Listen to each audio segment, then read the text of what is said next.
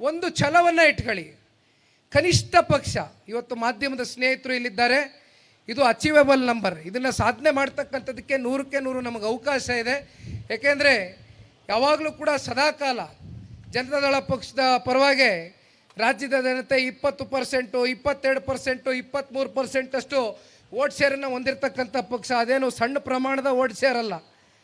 ಕನಿಷ್ಠ ಪಕ್ಷ 50 ಲಕ್ಷ ಜನ ಒಂದು ಗುರಿಯನ್ನು ಇಟ್ಕೊಂಡು ಇವತ್ತು ಪ್ರತಿ ಹಳ್ಳಹಳ್ಳಿಗೂ ಕೂಡ ಇವತ್ತು ಒಂದು ತಾಲೂಕಿನಲ್ಲಿ ನಿಮಗೆ ಸುಮ್ಮನೆ ಉದಾಹರಣೆಗೆ ಒಂದು 32 ಪಂಚಾಯಿತಿಗಳು ಬರುತ್ತೆ ಅಂದರೆ ಇವತ್ತು ಒಂದೊಂದು ಪಂಚಾಯಿತಿಯಿಂದ ಕನಿಷ್ಠ ಪಕ್ಷ ಒಂದು 10 ಜನ 15 ಜನ ಯುವಕರ ತಂಡ, ಹಿರಿಯಕರ ತಂಡ, ಹೆಣ್ಣುಮಕ್ಕಳ ತಂಡ ಮಾಡ್ಕೊಂಡು ನೀವು ಇವತ್ತು ಹಳ್ಳಹಳ್ಳಿಗೆ ಹೋಗಿ ಏನು ದುಡ್ಡು ಕಾಸು ಖರ್ಚಾಗಲ್ಲಣ್ಣ.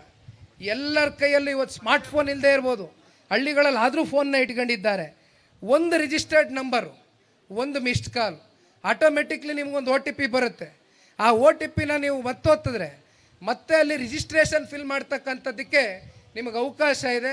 ಅದ್ರ ಮುಂದುವರೆದ ಭಾಗವಾಗಿ ಇವತ್ತು ನೀವು ಸಕ್ರಿಯ ಸದಸ್ಯನಾಗಿ ಇವತ್ತು JDS ಪಕ್ಷದಿಂದ ಹೊರಹೊಮ್ಮತಕ್ಕಂಥದ್ದಕ್ಕೆ ಆ ರಿಜಿಸ್ಟರ್ಡ್ ನಂಬರ್ಗೆ ಹೋಗಿ OTP ಬರ್ತಾ ಇದ್ದಂಗೆ ನೀವು ಆ ಲಿಂಕ್ನ ಡೌನ್ಲೋಡ್ ಮಾಡ್ತಾ ಇದ್ದಂಗೆ ನೀವು ಒಬ್ಬ ರಿಜಿಸ್ಟರ್ಡ್ ಕಾರ್ಯಕರ್ತ ಆಗ್ತೀರಾ ಈ ಪಕ್ಷಕ್ಕೆ ಅಂತಕ್ಕಂಥದ್ದನ್ನ ಈ ಸಂದರ್ಭದಲ್ಲಿ ಹೇಳ್ತಾ, ಒಂದೇ ಒಂದು ಮಿಸ್ಡ್ ಕಾಲ್ 60 ದಿನದ ಶ್ರಮ. ನಾನು ಹೆಚ್ಚಿಗೆ ಕೇಳ್ತಾ ಇಲ್ಲ. ಈಗ ತುಮಕೂರಿನ ಶುರು ಮಾಡ್ತಾ ಇದ್ದೀನಿ ಅಂದರೆ ಮೈಸೂರಲ್ಲಿ ಪ್ರವಾಸವನ್ನು ಅಂತ್ಯಗೊಳಿಸ್ತಾ ಇದ್ದೀವಿ.